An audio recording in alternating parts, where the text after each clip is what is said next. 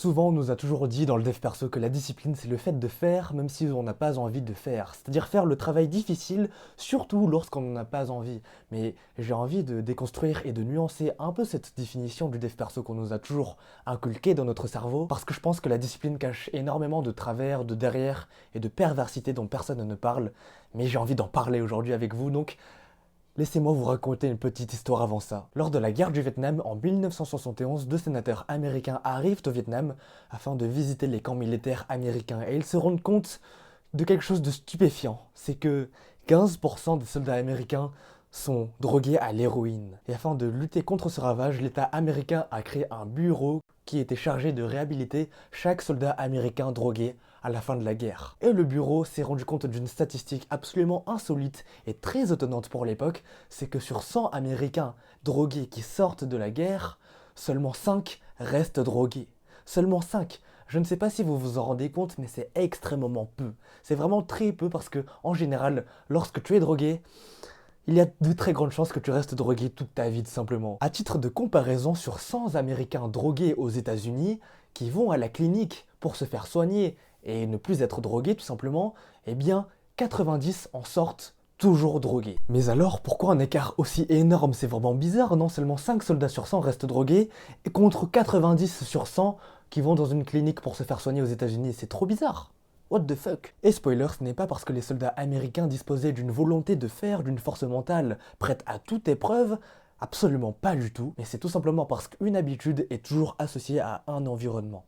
Une habitude est associée à un environnement. Lorsque tu étais un soldat américain et que tu étais au Vietnam, à l'autre bout du monde, il y avait extrêmement peu de réglementation quant à la drogue. Enfin, tout le monde s'en battait les couilles en fait. Tu avais le stress de la guerre, tu rencontrais des meilleurs potes, des frères d'armes qui eux-mêmes consommaient de la drogue, et ainsi tu étais plus enclin à consommer toi-même de la drogue et à finir drogué. Et avec ces trois paramètres pris en compte, c'est-à-dire l'environnement dans lequel les soldats étaient, eh bien cet environnement-là était tout à fait propice à la consommation, à la drogue, du fait du contexte, de la routine, du quotidien. Évidemment, lorsque tu rentres au foyer aux États-Unis avec un décalage aussi énorme, eh bien il n'y a plus aucun signal qui te donne l'envie de consommer de la drogue, puisque l'environnement a complètement disparu. L'environnement qui te donnait l'envie, le signal, le fait «Oh, la drogue existe, oh, je peux en consommer», eh bien, ça n'existait plus lorsque tu rentrais chez toi. Alors que le mec américain qui est déjà drogué chez lui, qui va dans une clinique pour se faire soigner, lorsqu'il rentre chez lui, eh bien, son cerveau a toujours intériorisé le fait que sa maison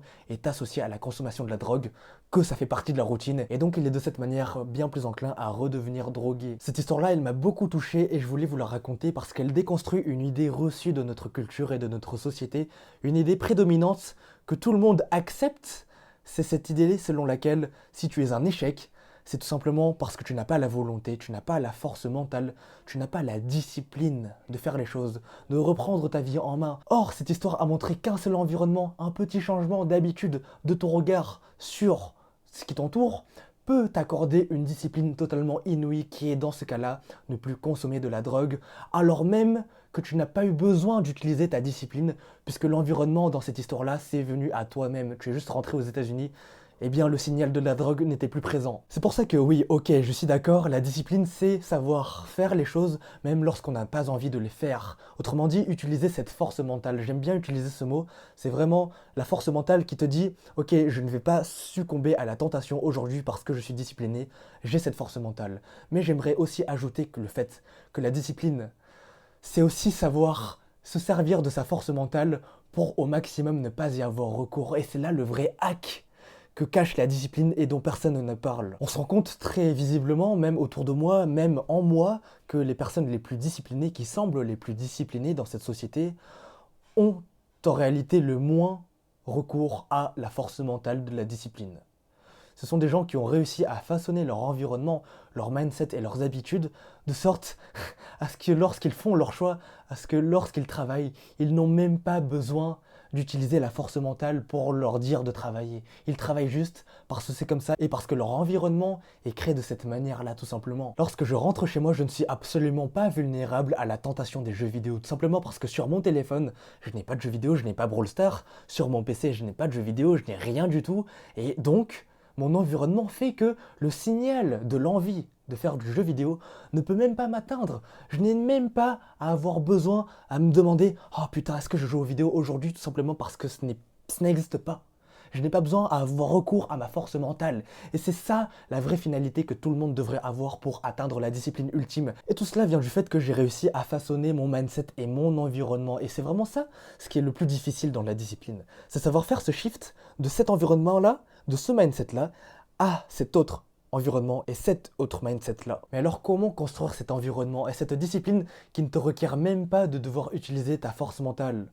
Eh bien, tu as déjà la réponse. Je pense que tu l'as déjà entendu plusieurs fois, c'est d'arrêter d'associer ton téléphone aux jeux vidéo si tu es accro aux jeux vidéo, aux réseaux sociaux si tu es addict aux réseaux sociaux.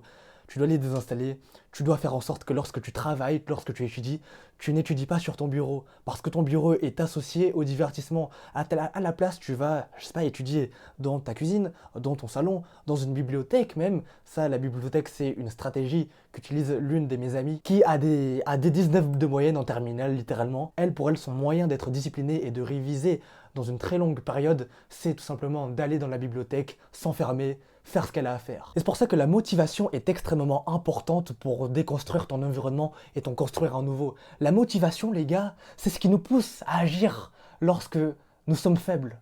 Je vous le dis, la motivation, c'est putain de bien, les gars. Je ne sais pas pourquoi tout le monde crache dessus, parce que la motivation, c'est littéralement ce qui te fait changer. C'est littéralement ce qui te fait shift. Vous savez ce qui est extrêmement drôle avec les vidéos qui prônent la discipline? Oh, la discipline! Oh, mot sacré! Et qui crachent sur la motivation. Eh bien, c'est ces mêmes vidéos qui te motivent. Tout simplement, c'est ces mêmes vidéos qui te motivent et qui te poussent à changer. Donc non, la motivation, c'est extrêmement bien. La nuance, c'est qu'il faut utiliser cette motivation pour te construire l'environnement et ne pas juste faire l'action sur le moment T. Vous voyez, vous juste, ok, je suis motivé pour faire ma séance aujourd'hui. Non, tu fais ta séance aujourd'hui avec ta motivation pour voilà faire cette association qui crée la routine. Tu associes le fait de rentrer de ton lycée, aller à la salle de sport. C'est ça que tu dois renforcer, c'est cette routine-là, c'est l'environnement qui te donne le signal, ok, je viens de finir les cours, je vais faire ma séance de sport. Ça, c'est un exemple de discipline, de vraie discipline. Et je dirais que c'est ce processus de construction qui est le plus difficile en réalité. C'est ce processus-là, donc si toi t'y es tout de suite, mec, ne lâche pas, mec. C'est aujourd'hui, mec. Lorsque tu fais cette décision-là de renforcer cette habitude, de renforcer ton environnement, parce que tu le veux vraiment à l'intérieur de toi, à chaque fois tu le renforces, et à chaque fois que tu referas cette décision-là, ce sera beaucoup moins difficile. Ce sera beaucoup plus évident. Donc aujourd'hui, si t'es dans ce cas, aujourd'hui, ne te décourage pas.